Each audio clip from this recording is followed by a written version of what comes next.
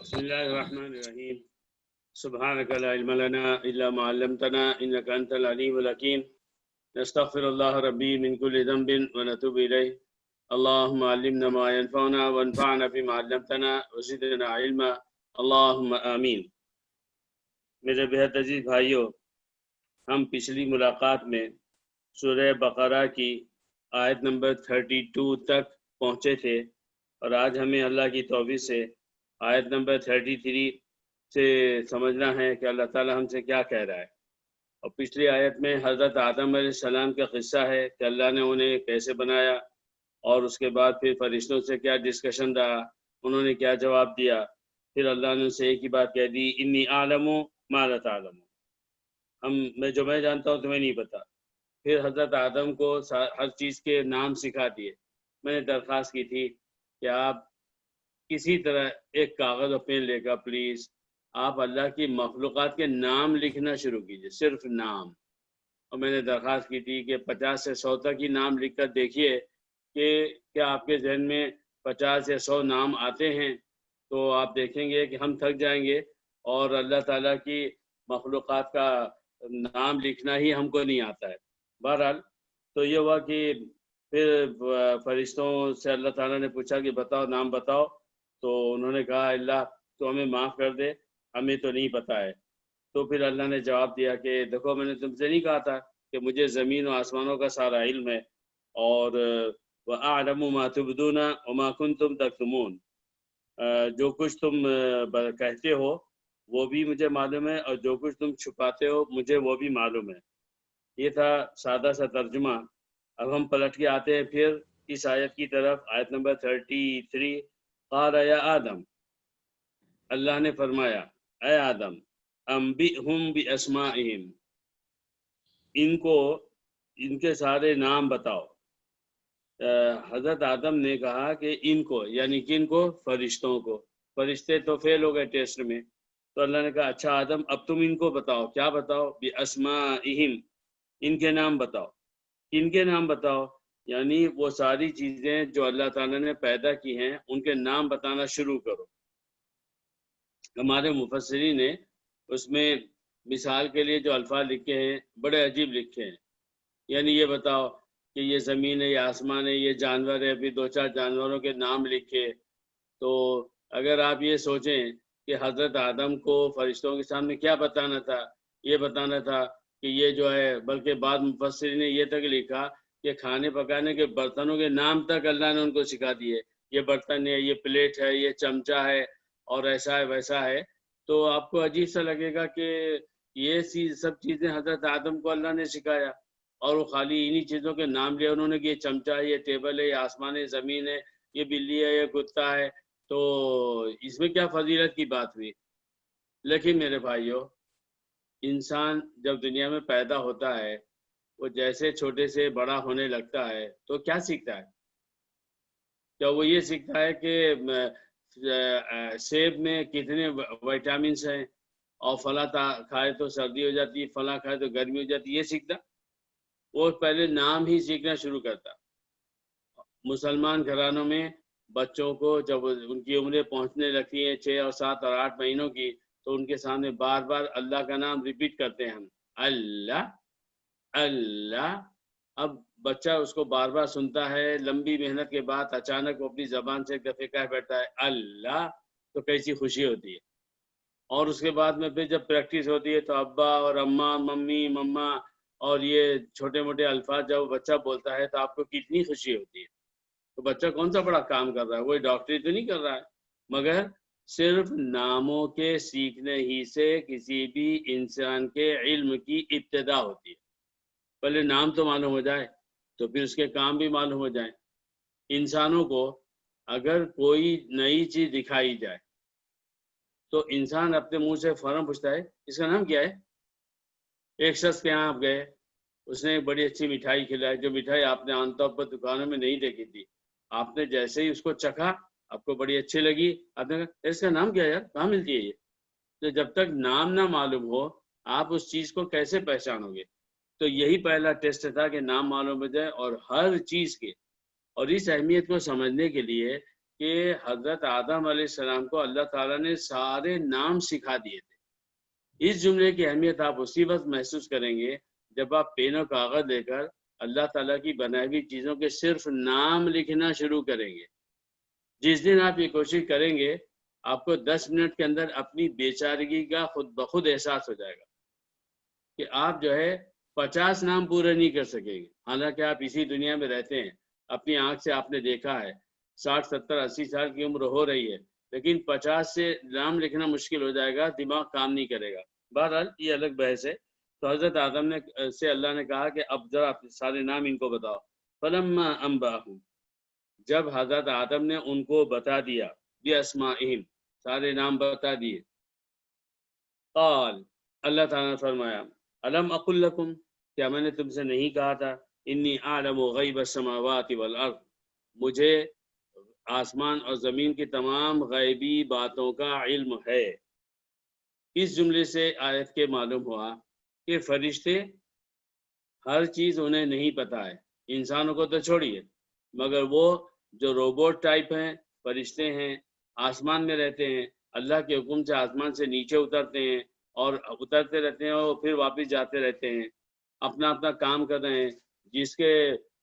جس فرشتے کے جسم میں، اس کی باڈی میں جو چپ بھر دی گئی ہے، وہ اس کام کو چپ چاپ کر رہا ہے، تو اس کو بھی غیب کا علم نہیں ہے۔ اب سمجھ لیجئے یہ بات بڑی ہی خاص بات ہے۔ قرآن کی خاص بات یہ ہے کہ اس نے ہم کو یہ سکھایا کہ اے انسان، تو دنیا میں آ کر چھوٹی موٹی تحقیقات کر یہ دعویٰ مت کرنے لگ کہ میں زمین کو سمجھ گیا، میں آسمان کو سمجھ گیا اور مجھے سب معلوم ہو گیا۔ وہ سارے سسٹم جو اللہ تعالیٰ نے ہر چیز کے بنائے ہیں، وہ صرف اللہ ہی نے بنائے۔ انسان اس کی تھیوری اور اس کی پریکٹیکل کو حاصل کرتے کرتے یعنی نسلوں پر نسلیں ختم ہو گئی ہیں، تب جا کر کوئی بات سامنے آئی ہے۔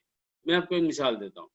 پلین بنایا تو بڑا اپنے آپ میں ناز کر رہا ہے، مکھی، شہد کی مکھی، چیونٹی کتنی چھوٹی ہے، مچھر کتنا چھوٹا ہے، مگر انسانوں نے اس کے اوپر بڑی تحقیقات کی ہیں کہ شہد کی مکھی کیا، اس کا سسٹم کیا ہے، وہ کیسے جمع کرتی ہے، اس کے اندر ایک کوئن ہوتی ہے اور کیا کیا ہوتی ہے۔ انسان اسی پر فخر کر رہا ہے۔ اللہ نے جو چیز بنا دی اس کے اوپر فخر کر کے پھر انسان پلٹ کے اللہ ہی سے بولے کہ تو اور میں برابر، بے وقوفی ہے، اور اسی بے وقوفی کا نام ہے شرک اور کفر۔ تو اللہ تعالیٰ کو ہی آسمانوں اور زمینوں کا سارا غیب کا علم ہے۔ ہم مسلمان خوش نصیب ہیں، اللہ تعالیٰ نے اتنی بڑی حقیقت، اتنی بڑی ڈسکوری مفت میں ہمارے حوالے کر دی کہ ہم کہتے ہیں صرف اللہ عالم الغیب والشہادہ ہے، اللہ ہی کو سارا علم ہے۔ اور جو لوگ اس راستے سے بھٹک گئے ہیں، وہ نبیوں کو یا رسولوں کو یا ولیوں کو یا علماء کو یا جھوٹے سچے پیروں کو دخل انداز کر چکے ہیں اللہ تعالیٰ کی للہیت میں، خدائی میں۔ وہ جانوروں سے بدتر ہیں کہ ان کو جو ہے تو ہدایت ملی تھی، انہوں نے اس کی قدر نہیں کی۔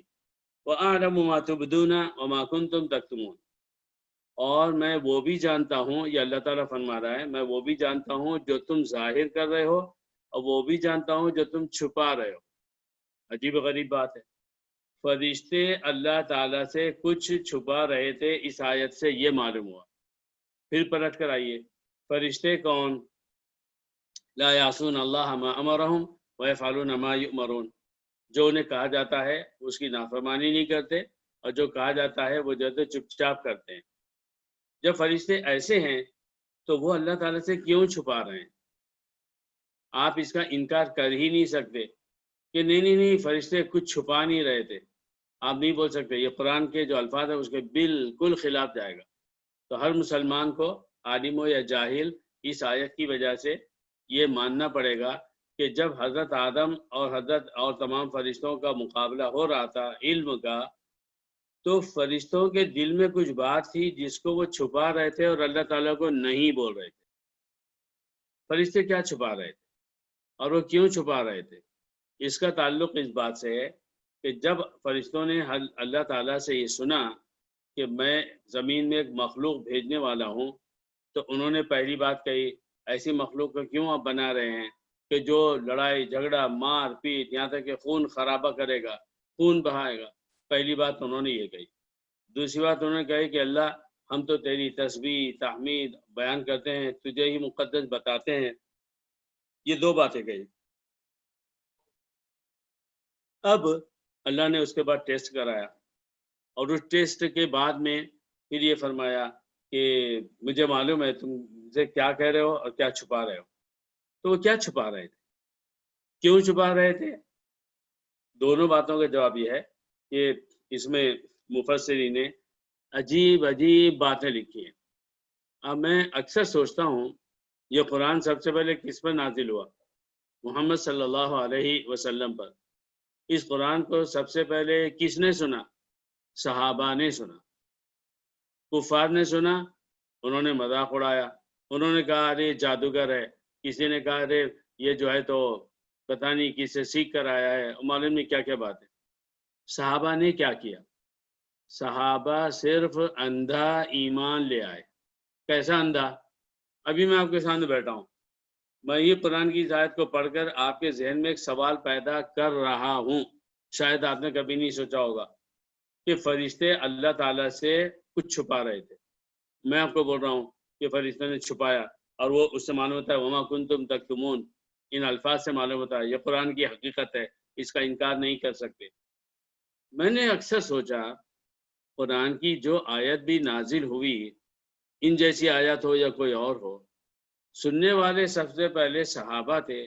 کسی ایک صحابی سے حدیث میں یہ بات نہیں ملتی کہ اس نے نبی صلی اللہ علیہ وسلم سے یہ پوچھا فرشتے کیا چھپا رہے۔ ایمان، اللہ کے ایک ہونے کا یقین، اللہ پر اور نبی پر ایک اندھا ایمان، ایسا یقین کہ وہ ان سطحی سوالات کی طرف ان کا ذہن بھی نہیں آتا، مطلق نہیں آتا۔ میرے بھائیوں، یہ ایمان کی آخری حد ہے۔ ہم لوگ سب بچے ہیں، ابھی تک ہمارا ایمان جو ہے نا بچوں کا ہے، جس میں ایسا کیوں ویسا کیوں، یہ کیوں ہوا وہ کیوں ہوا۔ اللہ تعالیٰ نے منع نہیں کیا۔ مزیدار بات کیا ہے، اللہ تعالیٰ نے کسی کو منع نہیں کیا کہ وہ قرآن سے پوچھے کہ اللہ یہ بات تو نے کیوں کہی، وہ بات تو نے کیوں کہی، اس کی کیا وجہ ہے۔ کہنے والا بد نیتی سے پوچھے تو کافر اور منافق اور فاسق کہلائے، ملحد کہلائے۔ کہنے والا اچھی نیت سے پوچھے تو مسلمان کہلائے۔ مگر آپ کی نیت کتنی ہی اچھی ہو، آپ نے یہ کیسے سوچ لیا کہ اللہ تعالیٰ نے کوئی بات بلا وجہ فرمائی ہوگی، یہ ایمان کی کمزوری ہے۔ سنا کرنا ہے۔ فوجوں کی دنیا میں دنیا کی ہر فوج کو جب وہ فوج میں بھرتی ہوتا ہے، اس کو دنیا جہان کی ٹریننگ دی جاتی ہے۔ بھاگو ایسے، دوڑو ایسے، یہ اٹھاؤ ایسے، یہ چلاؤ ایسے، اور بھوکے ایسے رہو اور ایسے کرو۔ سب سے بڑی ٹریننگ کسی بھی فوجی کو کیا دی جاتی ہے؟ سب سے بڑی ٹریننگ کسی بھی فوجی کو یہ دی جاتی کہ آرڈر از آرڈر۔ جب آرڈر دیں گے تو آپ پلٹ کے نہیں پوچھو گے کیوں یہاں گولی کیوں چلاؤں، اچھا بات تھوڑی دیر کے بعد گولی چلاؤں، اچھا آپ کیوں بول رہے ہیں، اچھا ایسا ضروری ہے کیا؟ جو فوجی یہ باتیں پوچھے گا اسی وقت اس کو گولی مار دی جائے گی۔ یعنی آپ کو صرف سننا ہے اور آپ کو صرف عمل کرنا ہے، کیوں کیا کیسے نہیں بولنا ہے۔ یہ ایمان کا سب سے بڑا درجہ ہے۔ اس درجے کو حاصل کرنے کے لیے آپ جتنا قرآن پڑھو گے، جتنی حدیثیں پڑھو گے اور اخلاص سے پڑھو گے اور سمجھنے کی کوشش کرو گے، یہ درجہ اتنا ہی بڑھتا جائے گا، اور اتنا بڑھتا جائے گا کہ آخر میں آپ بھی صحابہ کی طرح ہو جاؤ گے، جو کہا اس کو سنا، عمل کیا، ختم بات۔ تو یہ جو ہے آیت کہ وہ کیا بتا رہے تھے اور کیا چھپا رہے تھے، کسی ایک صحابی نے اللہ کے نبی سے نہیں پوچھا صلی اللہ علیہ وسلم۔ البتہ حضرت عبداللہ بن عباس رضی اللہ عنہ سے روایتیں ملتی ہیں۔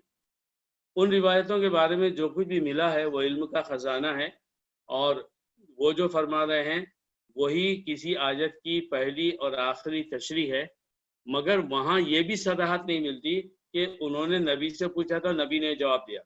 میں بہت بڑی ٹیکنیکل بات کر رہا ہوں، آپ اس کو سمجھنے کی کوشش کیجئے، اور اگر کوئی سوال ہو تو آپ ضرور کر سکتے ہیں مجھ سے بھی اور دوسرے علماء سے بھی۔ تو اس آیت کی تشریح میں مفسرین نے کیا لکھا ہے، وما کنتم تکتمون، اور اے فرشتوں تم جو کچھ چھپا رہے تھے۔ تو کہتے ہیں کہ اصل میں جب فرشتوں نے حضرت آدم کے پیدا ہونے کی خبر سنی تو ان کے ذہن میں یہ بات آئی کہ اللہ تعالیٰ کسی بھی مخلوق کو پیدا کر دے، مگر خود اللہ تعالیٰ، سنیے غور سے، مگر خود اللہ تعالیٰ ایسی قوم کو نہیں بنائے گا جو ہم سے بھی اچھی ہو اس کی تسبیح، تحمید اور بڑائی کرنے میں۔ پھر سے سنیے، فرشتوں کے ذہن میں کیا بات آئی حضرت آدم کے پیدا ہونے کے بارے میں؟ کہ اللہ تعالیٰ کسی کو بھی پیدا کر دے مگر ہم ہی سب سے اچھی تسبیح، تحمید، اللہ کی بڑائی، اللہ کی تقدیس، اللہ کو بڑا سمجھنا اور بس صرف تسبیحات پڑھتے رہنا، یہ ہم ہی کر سکتے ہیں، ہم ہی کر رہے ہیں۔ آنے والی کوئی بھی مخلوق اس بارے میں ہم سے بھی آگے بڑھ جائے، اللہ تعالیٰ خود ہی ایسا نہیں بتائے گا۔ دیکھیے دو باتیں الگ ہیں، ایک یہ فرشتے یہ سوچیں کہ آنے والی مخلوق ہم سے آگے نہیں بڑھ سکے گی، مفسرین نے لکھا ہے کہ انہوں نے ایسا نہیں سوچا، ان کی سوچ تو اس سے بھی اوپر کی تھی کہ وہ اللہ تعالیٰ جس کو بھی بنائے، اللہ تعالیٰ خود ہی ہم سے اچھی مخلوق نہیں پیدا کرے گا، اس کو وہ چھپا رہے تھے۔ تو اللہ تعالیٰ نے اس کی طرف اشارہ کر دیا، ہاں مجھے معلوم ہے تم کیا بول رہے ہو، کیا چھپا رہے ہو، یہ اللہ تعالیٰ نے فرمایا۔ اب بات ایسی ہو یا بات ویسی ہو، اب جو ہے قصہ ختم ہو چکا، قرآن نازل ہو چکا، آسمان پر اس وقت کیا ہوا تھا ہم کو قرآن کی شکل میں بتا دیا گیا۔ اب اس بتانے کے بعد ایسا کیوں ہوا اور ویسا کیوں ہوا اگر ہمیں معلوم ہو یا ہمیں معلوم نہ ہو، مگر ہمیں اتنا تو معلوم ہو چکا ہے نا کہ اللہ تعالیٰ کی بات ماننا ہے، شیطان کی بات نہیں ماننا ہے۔ جو بات معلوم ہے اس پر کتنا عمل کیا ہر مسلمان نے؟ ہم 6-7 مسلمان بیٹھے ہیں، ہم اس وقت اگر اللہ تعالیٰ ہم کو اٹھا کے سیدھے کھڑے کر دے اپنے سامنے اور مجھ سے پوچھے ظفر باتیں بہت بڑی بڑی کرتا تھا دنیا میں، تو نے جتنی باتیں سمجھائی تو نے کتنا عمل کیا؟ میرے پاس کیا جواب ہے؟ صرف 0 ہے میرے پاس، 0 ہے، 0۔ میں نہیں جانتا آپ حضرات کو اللہ نے مجھ سے زیادہ توفیق دی ہوگی، اور ہر بات میں کس کو کون سی توفیق ہو جائے ہمیں نہیں معلوم ہے۔ میرے بھائیوں، مسجد میں جانا آسان ہے، کبھی دماغ بھی لڑاؤ دو۔ مسجد میں جتنے مسلمانوں کو دیکھ رہے ہو، سوچو کہ اس وقت ان میں سے کس کی نماز اچھی ہوگی، تمہاری اپنی، یا جو تمہارے سامنے بیٹھا ہے، یا تمہارے جو رائٹ اور لیفٹ بیٹھا ہے، یا جو تمہارے پیچھے بیٹھا ہوا ہے۔ ظاہر میں مسجد میں جلدی آ گیا اور پہلی صف میں نے نماز پڑھ لی اور امام کے پیچھے میں نے پڑھ لی اور ایک شخص جماعت ختم ہوئی اس کے بعد آیا۔ اگر میں یہ سوچوں ہاں میں تو اس سے جیت گیا، مجھے نہیں معلوم، ظاہری شکل میں جیت گیا، میں نے وقت میں نماز پڑھی، جماعت کے ساتھ پڑھی، پہلی صف میں پڑھی، امام کے پیچھے پڑھی، مگر جو نماز خود میں نے پڑھی ہے اس میں میرا دماغ کتنا مسجد میں تھا اور کتنا باہر تھا یہ اللہ ہی جانتا ہے۔ اور وہ شخص جو بیچارہ جسے جماعت چھوٹ گئی کسی شرعی عذر کی وجہ سے اگر چھوٹی ہوگی، اور چاہے وہ جان بوجھ کر دیر سے آیا ہوگا، لیکن نہیں پتا کہ جب وہ نماز پڑھے گا اور نماز کے اندر کھو جائے گا، نماز کے اندر کھو جائے گا، معلوم نہیں وہ کس اخلاص سے الحمدللہ رب العالمین پڑھ دے گا کہ اس کو ثواب الحمدللہ رب العالمین کا جو ملے گا شاید مجھے میری پوری نماز کا نہ ملے۔ تو اس کمپیریزن کو کرنا بہت ضروری ہے ہر نیکی کے بارے میں۔ اس کے بعد میں کیا ہوا؟ چلو ایک بات کلیئر ہو گئی، فرشتے ہار گئے، حضرت آدم جیت گئے، ان کی علمی بڑائی معلوم ہو گئی، اور یہ علمی بڑائی حضرت آدم علیہ السلام کی سب سے پہلی بڑائی تھی علم کے ذریعے۔ اس سے یہ بات معلوم ہوئی کہ انسان اس وقت بڑا ہے جبکہ اس کا علم زیادہ ہو اور قرآن اور حدیث کا علم ہو۔ وہ سائنس بھی اگر پڑھ لے، سائنٹسٹ بھی بن جائے، تو سائنس میں وہ اللہ کو ڈھونڈتا رہے، وہ میتھمیٹکس پڑھے لیکن اس میں جو ہے وہ اللہ تعالیٰ کو ڈھونڈتا رہے، تو پھر وہ علم کام کا ہے، اس علم پر اس کو ناز کرنے کا حق ہے، اور پھر وہ جو ہے اللہ کے یہاں محبوب ہے۔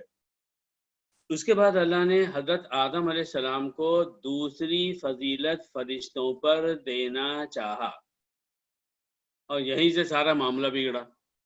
وَإِذْ قُلْنَا لِلْمَلَائِكَةِ اسْجُدُوا لِآدَمَ فَسَجَدُوا إِلَّا إِبْلِيسَ، اور پھر جب اللہ تعالیٰ نے فرشتوں سے کہا کہ تم جو ہے آدم کو سجدہ کرو، سب نے سجدہ کیا مگر ابلیس نے، یہاں اللہ تعالیٰ رک گیا اور پھر آگے فرمایا ابا، اس نے انکار کیا، واستکبر، تکبر کیا، وکان من الکافرین، اور وہ کافروں میں سے تھا۔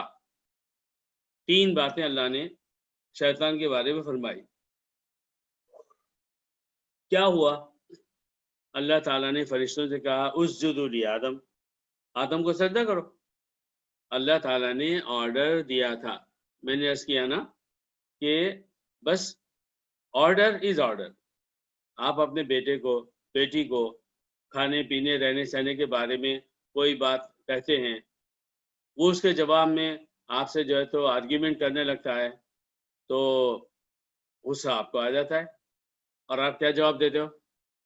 بات نہیں کرنا، کچھ نہیں پوچھنا، بس میں نے کہہ دیا نا، جیسا بول رہا ہوں ویسے سنو۔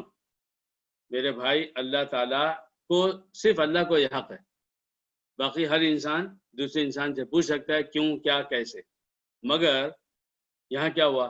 اللہ نے کہا فرشتوں کو سجدہ کرو، سب نے سجدہ کر لیا۔ ابلیس نے سجدہ نہیں کیا، اس نے تین کام کیے۔ سب سے پہلے اس نے انکار کر دیا، دوسرے اس نے تکبر کیا، اور تیسرے اس نے کفر کر ڈالا۔ اس آیت کی تشریح دوسری جگہوں پر قرآن میں بہت جگہوں پر آئی ہے، وہ یہ آئی ہے کہ اللہ تعالیٰ نے اس سے پوچھا ما لک اللہ تکون مع الساجدین، اللہ تعالیٰ نے ابلیس سے کہا کیا ہو گیا، تم سجدہ کرنے والوں میں سے کیوں نہیں ہو؟ تو اس نے کہا خلقتنی من نار، اللہ میں کیوں کروں، تو نے مجھے آگ سے بنایا ہے، ہاں، اور آدم کو وخلقتہ من طین، اور آدم کو تو نے مٹی سے بنایا ہے۔ اس جملے میں اس نے یہ بتانے کی کوشش کی کہ تو نے مجھے آگ سے بنایا ہے تو میں بڑا ہوں، اور آدم مٹی سے بنے ہیں تو وہ چھوٹے ہیں۔ یہاں پر بھی بہت ساری بحثیں ہیں، اور اس ساری بحث سے بھی پہلے یہ سوال پیدا ہوتا ہے کہ اللہ تعالیٰ نے فرشتوں کو حکم دیا سجدہ کرو، اور اللہ تعالیٰ ہی نے قرآن میں فرمایا ہے سورہ کاف میں شیطان کے بارے میں کہ کان من الجن، وہ جنوں میں سے تھا۔ تو ہونا یہ چاہیے تھا کہ جب اللہ نے فرشتوں کو سجدہ کرنے کے لیے کہا تو سجدہ سب نے کر لیا، اور اس نے ابلیس نے نہیں کیا۔ تو فرشتے، جب اللہ نے پوچھا کہ تم نے سجدہ کیوں نہیں کیا، تو ابلیس بولتا کہ تو نے فرشتوں کو حکم دیا ہے، میں تو فرشتہ نہیں ہوں، میں تو جنوں میں سے ہوں، تو بالکل صحیح جواب ہوتا۔ مگر اس کا جواب جو ہے علماء نے دیا ہے کہ اگرچہ ابلیس جن تھا، جنوں میں سے تھا، مگر اللہ تعالیٰ نے اس کو فرشتوں کے ساتھ رکھ دیا تھا، تم فرشتوں کے ساتھ رہو، اور بعد میں اسی بنیاد پر اس کو پھر ایڈ بھی کر دیا، بڑھا بھی دیتے ہیں کچھ زیب داستان کے لیے کہ وہ فرشتوں کا سردار تھا۔ اس کا ذکر قرآن حدیث میں کہیں نہیں آیا کہ وہ جو ہے فرشتوں کا سردار تھا۔ فرشتوں کے ساتھ تھا یہ تو معلوم ہے، مگر فرشتوں کا سردار تھا یہ نہیں معلوم۔ بہرحال اس نے جو جواب دیا وہ جواب دیا کہ جس سے معلوم ہو گیا کہ وہ جو اپنے آپ کو بہت بڑا سمجھتا ہے۔ خلقتنی من نار، تو نے مجھے آگ سے پیدا کیا ہے، وہ خلقتہ من طین، اور تو نے آدم کو علیہ السلام ان کو مٹی سے بنایا۔ تو اس نے یہ بتانے کی کوشش کی کہ آگ کا درجہ مٹی سے زیادہ ہے۔ یہ کہاں سے معلوم ہوا، کیسے معلوم ہوا؟ اللہ تعالیٰ نے کہیں کہا کہ میں نے آگ کو مٹی پر فضیلت دی، معلوم ہو گئی؟ نہیں۔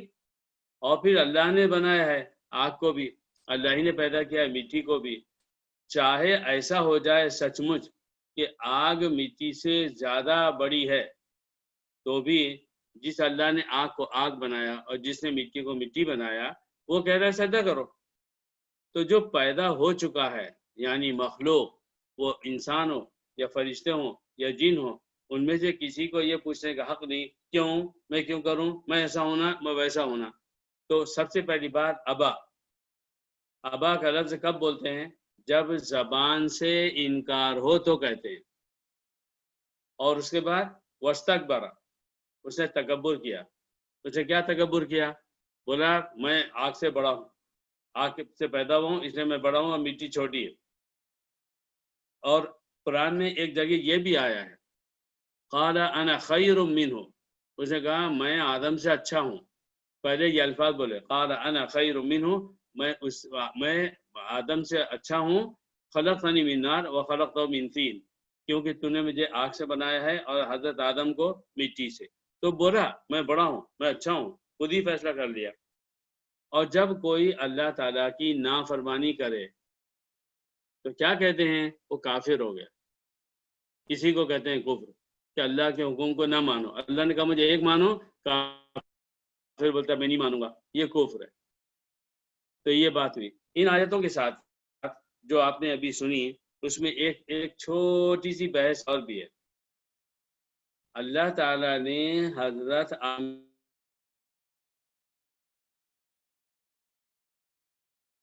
کو سجدہ کرنے کے لیے کیوں کہا؟ سجدہ تو صرف اللہ کی ہے. سین، جیم اور دال، اس کا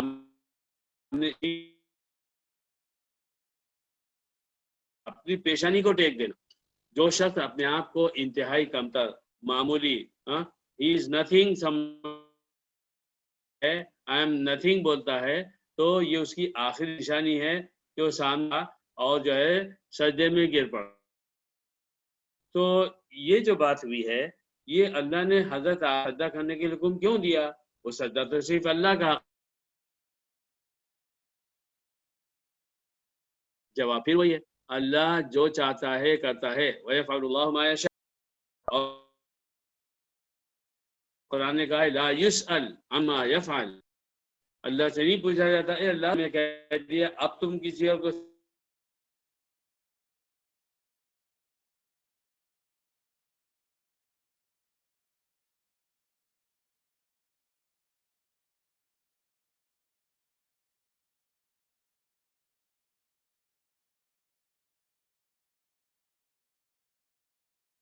میں اور بات ختم. اب حق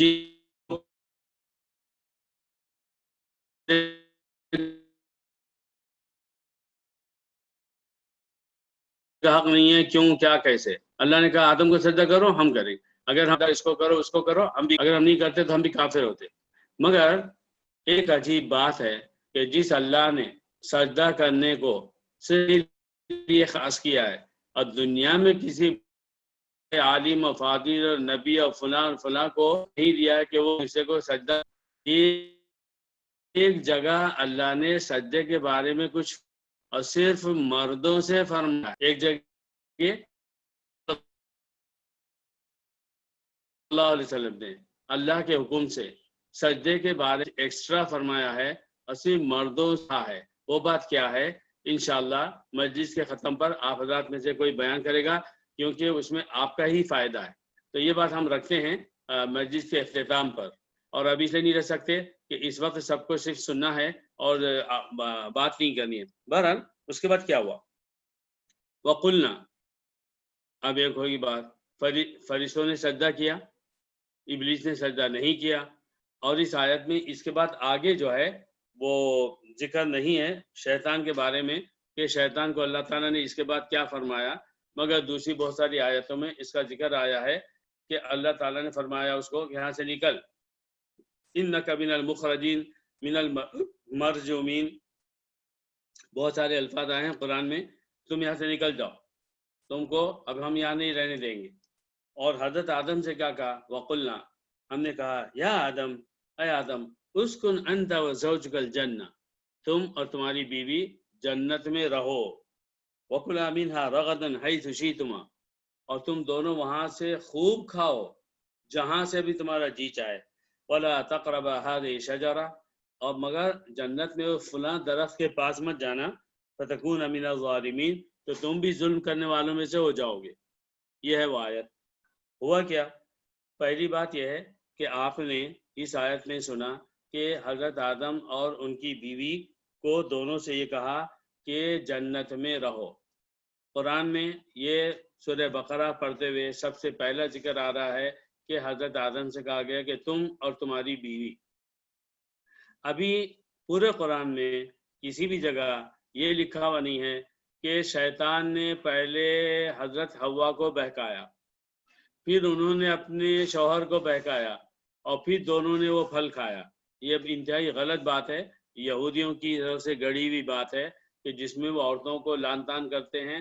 اور بدقسمتی سے ہمارے مسلمان گھروں میں بھی جب مرد کو غصہ آتا ہے تو وہ بیوی پر الزام لگاتا کہ تو ہی نے مجھے جنت سے نکالا تھا. تو یہ بات غلط ہے. قرآن مجید میں جہاں بھی اس کا ذکر ہے لکھا ہوا ہے دونوں نے کھایا، پہلے کس نے بعد میں کس نے نہیں لکھا ہوا ہے. اور قرآن میں کہیں پر بھی یہ لکھا ہوا نہیں ہے کہ شیطان نے جو ہے پہلے حضرت حوا کو بہکایا اور پھر بعد میں انہوں نے حضرت آدم کو، یا پھر شیطان نے بعد میں، کہیں نہیں آیا، نہ قرآن میں نہ حدیث میں. تو ایسی باتوں کو بولنے سے بچیں. بہرحال اللہ تعالیٰ فرما رہا ہے کہ تم دونوں جنت میں جاؤ. اس آیت سے پہلے یہ جو آیت ہے، اس آیت کا نمبر ہے 35. اگر آپ سورہ بقرہ دیکھیں تو آیت نمبر 25، سورہ بقرہ آیت نمبر 25، وبشر الذین آمنوا وعملوا الصالحات ان لهم جنات تجری من تحتها الانہار. جو لوگ ایمان لائے اور نیک اعمال کیے ان کو خوشخبری سنا دو کہ ان کو جنتیں ملیں گی جس کے نیچے نہریں بہتی ہوں گی.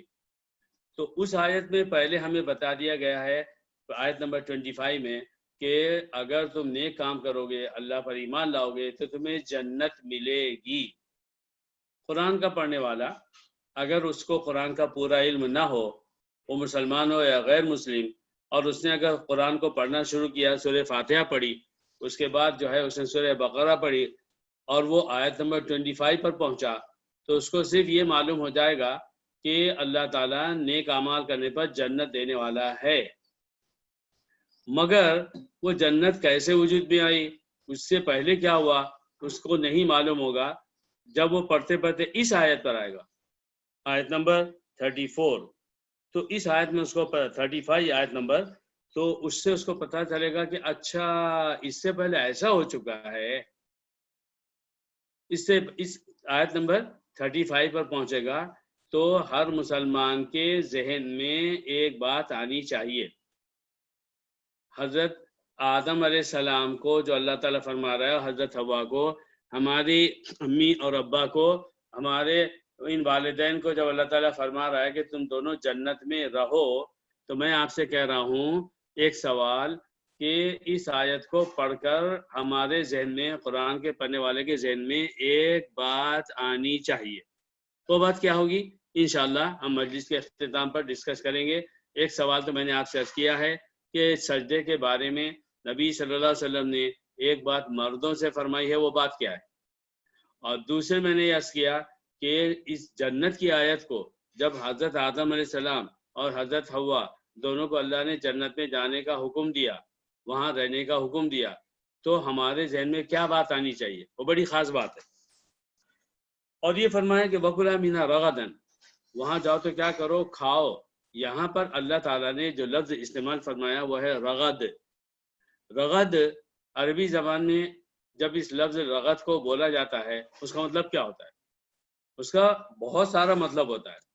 پہلی بات، رغد فری آف چارج ہے، وہ کھانا جو آپ کو فری آف چارج مل جائے، آپ کی محنت کے بغیر آپ کو مل جائے، یہ رغد ہے. اور اس کے علاوہ پلینٹی آف فوڈ، بے حد، انتہا سے زیادہ. جیسے اگر ایک انسان کھانے کے لیے کہیں جائے اور اس کے سامنے پوری 5-10 کلو کی پکی ہوئی بریانی لا کے سامنے رکھ دی جائے، یہ سب تم کو کھانا ہے، وہ گھبرا جائے گا. 5-7 کلو بریانی میں اکیلا کھاؤں، مگر اسے کہیں گے رغد. کوئی بھی چیز، میں نے صرف بریانی کی مثال دی. تو اس کے بعد میں تیسری بات یہ ہے کہ رغد کہتے ہیں ایسا کھانا جو بغیر کسی آپ کی محنت کے، بغیر کمائے، بغیر پریشان ہوئے، بغیر پسینہ ٹپکائے آپ کو ملے. اور اتنا ہی نہیں، رغد کہتے ہیں ایسے کھانے کو کہ آپ کو صرف ایسے ہاتھ بڑھانا ہے اور کھانا ہے، اٹھ کر نہیں جانا ہے. ہم جس کو سیلف سروس کہتے ہیں نا، وہ جنت میں سیلف سروس نہیں ہوگی. آپ اگر بفے سسٹم میں جاتے ہیں تو کھانا تھوڑا ہو یا زیادہ، ویرائٹیز ہو یا نہ ہو، آپ کو کیا کرنا پڑتا ہے؟ جس کرسی پر آپ بیٹھے ہیں وہاں سے اٹھ کے وہ ٹیبل پر جانا پڑتا ہے. اس کا نام رغد نہیں ہے. جنت میں ایسا نہیں ہوگا. اللہ میں بولے گا بفے سسٹم ہے، اوکے. اور فارسی میں کہتے ہیں دست خود دہان خود، اپنا منہ اور اپنا ہاتھ. بلکہ جنت کے بارے میں حدیثوں میں آتا ہے کہ جس چیز کے کھانے کا سوچو گے وہ چیز اچانک پیدا ہو جائے گی اور وہ چیز جو ہے آپ کے منہ تک آ جائے گی. آپ کو ہاتھ بھی بڑھانے کی ضرورت نہیں پڑے گی اور آپ کو خالی آپ نے منہ کھولا اور اسے کھا لیا ایک دم فریش سیم ٹائم اور جناب والا اتنی قریب. تو رغد میں یہ سارے معنی ہیں. اس معنی کا مطلب یہ نہیں کہ آپ جنت میں ہاتھ بڑھا کر کوئی چیز نہیں کھاؤ گے. کبھی ہاتھ بڑھا کر کھانے میں مزہ آتا ہے. بہرحال اللہ تعالیٰ نے حضرت آدم اور حضرت حوا سے کہا کہ رغد خوب کھاؤ. یہ بھی فرما دیا ہے سشی تمہاں جہاں سے جی چاہے کھاؤ لیکن اس درخت کے قریب مت جانا ورنہ تم لوگ بھی ظالم ہو جاؤ گے. اب اس درخت کے بارے میں کھچڑی پکی ہے. یہ کون سا تھا؟ یہودیوں کی روایات میں ملتا. انہوں نے کہا کہ وہ گندم کا درخت تھا. وہ جو ہے اس کا کیا کہتے ہیں گیہوں کا تھا. قرآن اور حدیث میں اس کی کہیں بھی صراحت نہیں آئی. اور میرے بھائیوں پھر میں پلٹ کر آپ سے پوچھوں گا یہ آیت سب سے پہلے کس نے سنی تھی؟ صحابہ نے سنی تھی.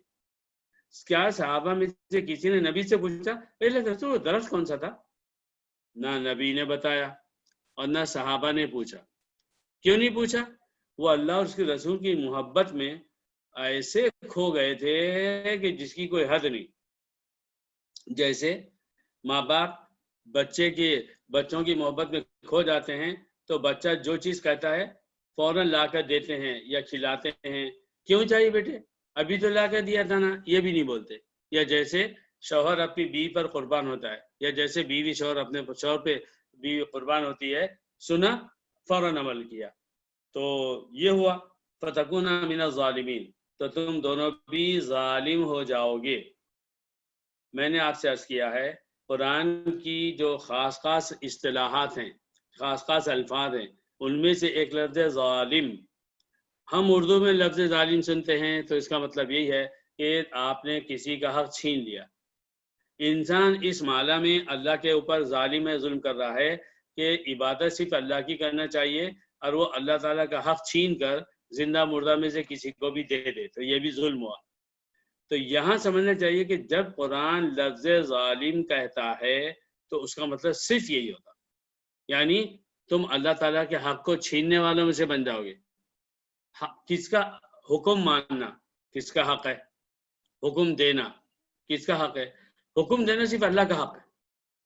اللہ تعالیٰ کہے گا، اللہ تعالیٰ فرمائے گا یہ کرو یہ مت کرو، ختم.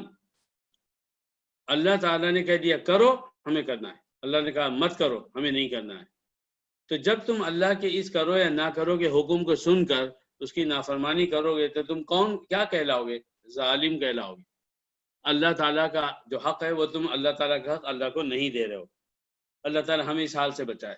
فَأَزَلَّهُمَا الشَّيْطَانُ عَنْهَا، پھر شیطان نے ان دونوں کو پھسلا دیا.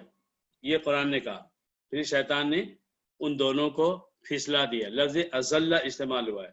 لفظ ازلہ اور زلہ کب استعمال کرتے ہیں؟ عربی میں لفظ زلہ استعمال کرتے ہیں فَزَلَّتْ قَدَمُهُ، اس کا پیر پھسل گیا. جب آپ یہ لفظ سن رہے میری زبان سے آپ کے تصور میں خود بخود یہ بات آنی چاہیے کہ ایک شخص ہے کسی جگہ پر چل رہا ہے اور اس نے خیال نہیں کیا، کیئر نہیں کیا، اچانک اس کا پیر پھسل گیا.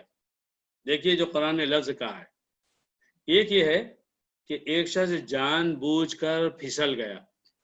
ایسا صرف جو ہے وہ آئس اسکیٹنگ میں ہوتا ہے، آدمی خود اپنے آپ کو پھسالتا ہے. لیکن اگر کوئی شخص جو ہے زمین پر چلتے چلتے گر پڑا تو کوئی اس کو بولتا ہے نہیں تم جان بوجھ کر پھسلے ہو. کوئی جان بوجھ کر اپنی کمر نہیں توڑواتا.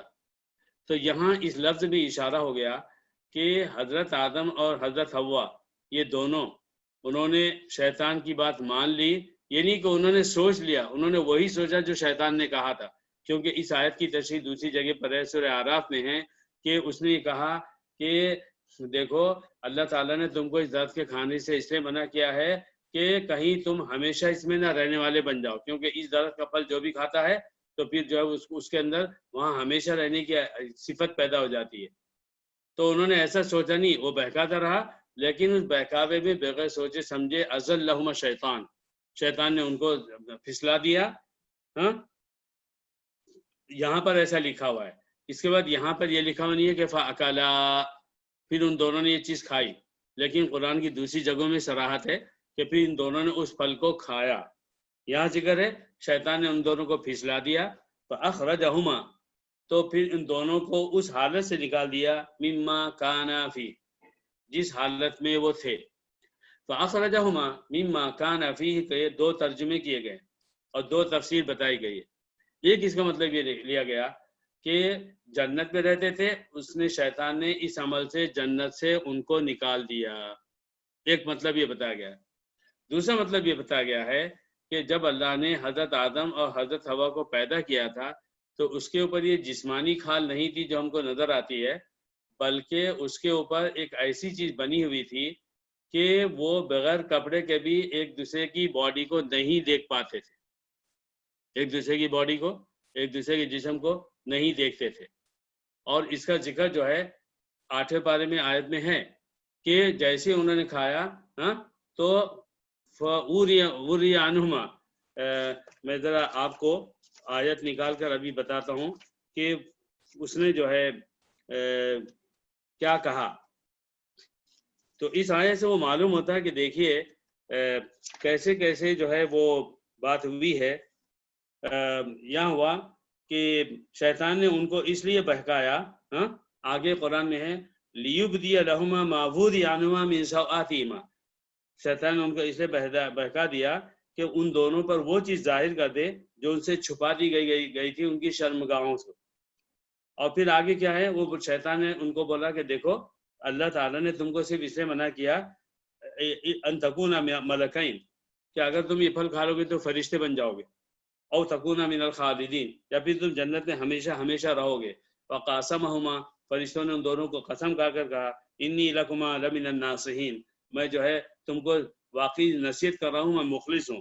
فدلاہما بغرور یہ میں 8ویں پارے کی آیت سورہ اعراف کی ترجمہ کر رہا ہوں کیونکہ یہ اس بات سے کنیکٹڈ ہے. تو پھر ان دونوں کو اس نے دھوکہ دے دیا. فلما ذاقا الشجرہ جب انہوں نے جو ہے حبیب بھائی جب جو ہے ان دونوں نے جب اس درخت کو چکھا بدت لہما سوآتہما تو ان کی جو شرمگاہیں تھی وہ ظاہر ہو گئی. وطفقا یخصفان علیہما من ورق الجنہ اور وہ دونوں حضرت آدم اور حضرت حوا اپنے جسم پر جنت کے پتے ڈالنے لگے. وناداہما ربہما پھر اس وقت رب نے ان سے پکارا اور کہا الم انہکما عن تلکما الشجرہ کیوں میں نے تم سے نہیں کہا تھا کہ اس درخت سے نہیں کھانا. وقل لکما میں نے تم دونوں سے یہ بھی کہہ دیا تھا ان الشیطان لکما عدو مبین کہ تمہارا شیطان جو ہے تمہارا کھلا ہوا دشمن ہے. تو یہاں پھر واپس آئیے سورہ بقرہ میں کہ اللہ نے فرمایا فاخرجہما مما کانا فیہ اللہ تعالیٰ نے ان دونوں کو اس حالت سے نکال دیا جس میں وہ تھے. میں نے عرض کیا اس کا ایک مطلب ہے جنت سے باہر نکالنا، اس کا دوسرا مطلب ہے کہ وہ جو کیفیت تھی ان دونوں کی کہ وہ اپنے جسم ایک دوسرے کے جسم کو دیکھ نہیں پاتے تھے، تو جیسے ہی انہوں نے اس درخت کو چکھا اس درخت کا پھل کھایا کھٹاک سے کیا ہوا کہ وہ کیفیت ختم ہو گئی اور وہ لوگ جو ہے پھر اس حالت سے باہر آ گئے. پھر کیا ہوا وَقُلْنَا اهْبِطُوا ہم نے یہ کہا کہ اہبطوا جاؤ یہاں سے نکلو بعضکم لبعض عدو تمہیں سے بعض کے دشمن ہوں گے. وَلَكُمْ فِي الْأَرْضِ مُسْتَقَرٌّ اور تم زمین میں جاؤ گے وہاں پر تم کو مستقر رہنے کا ٹھکانہ ملے گا. وَمَتَاعٌ اور کچھ فائدے اٹھاؤ گے. الہین ایک مدت تک یہ لفظ الہین اشارہ دے رہا ہے کہ زمین پر انسان جائے گا بسے گا اور انسان کی نظر میں کتنی ہی صدیاں گزر جائیں لیکن ایک دن آئے گا کہ قیامت آ کے یہ سب ختم ہوگا. فَتَلَقَّى آدَمُ مِن رَبِّهِ جب اتنا ہو گیا اور اب یہاں پر نہیں بتایا گیا کہ وہ نیچے اتر گئے اور پھر زمین پر رہنے لگے اور جو ہے وہ تفسیروں میں عجیب عجیب باتیں ملتی ہیں. بہت ساری ان باتوں میں اسرائیلی روایات کو داخل کیا گیا ہے. کتنے 100 سال زمین پر رہے کہیں بھی قرآن حدیث میں نہیں آیا ہے. رہے زمین پر آ گئے زمین پر رہنے لگے. یہ بھی نہیں ملتا ہے کہ دونوں کو اللہ میاں نے ایک کو ایک سائڈ پر پھینک دیا اور دوسرے کو دوسرے سائڈ پر. عجیب عجیب باتیں جو ہے تو بتائی جاتی ہیں اور پھر اس میں یہ بتایا جاتا ہے کہ سری لنکا میں جا کر دونوں کی ملاقات ہوئی.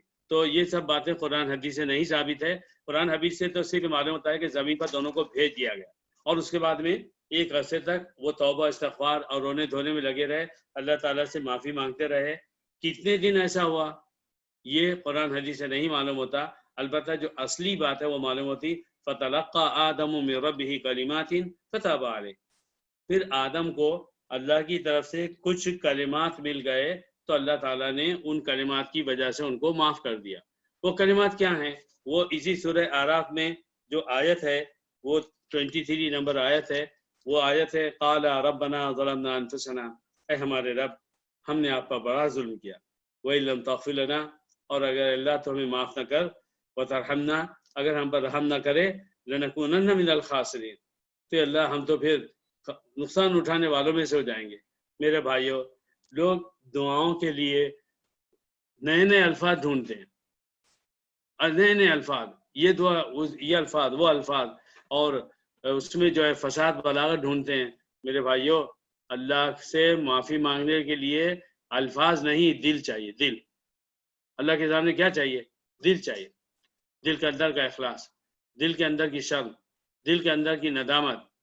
اب شیطان نے توبہ بھی اگر کرا رہا ہے شیطان تو بیوقوف بنا کر کروا رہا ہے۔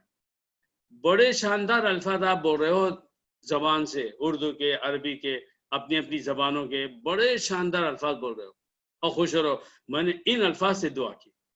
میرے بھائی، کتنے ہی اچھے الفاظ سے دعا کر لو، اگر اس دعا میں شرم، حیا، رونا دھونا اور اپنی غلطی کا سچ مچ احساس، اس گناہ کو دوبارہ نہ چھوڑنے کا طے کرنا، یہ سب شامل نہ ہو تو آپ کتنے ہی اچھے الفاظ بول لو۔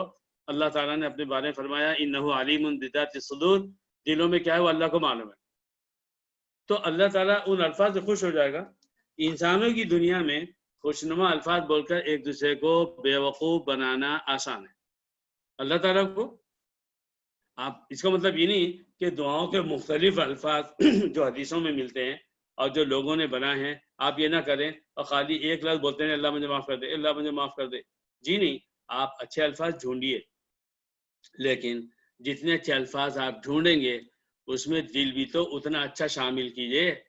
آپ کی ہر دعا میں اور زبان سے نکلنے والے ہر لفظ میں آپ کا دل بھی تو شریک ہو جائے، وہ چاہے فجر کے بعد کی دعائیں ہوں اور ظہر اور عصر اور مغرب اور عشاء کے بعد کی ہوں، وہ تنہائی کی دعا ہوں، وہ کھانے پینے رہنے سہنے کی دعائیں ہوں، وہ کسی وقت کی بھی دعائیں ہوں، وہ سفر کی دعائیں ہوں، اقامت کی دعائیں ہوں، شادی کے وقت کی دعا ہوں، خوشی کی دعائیں ہوں، غم کی دعائیں ہوں، اس میں دل بھی تو شامل ہو۔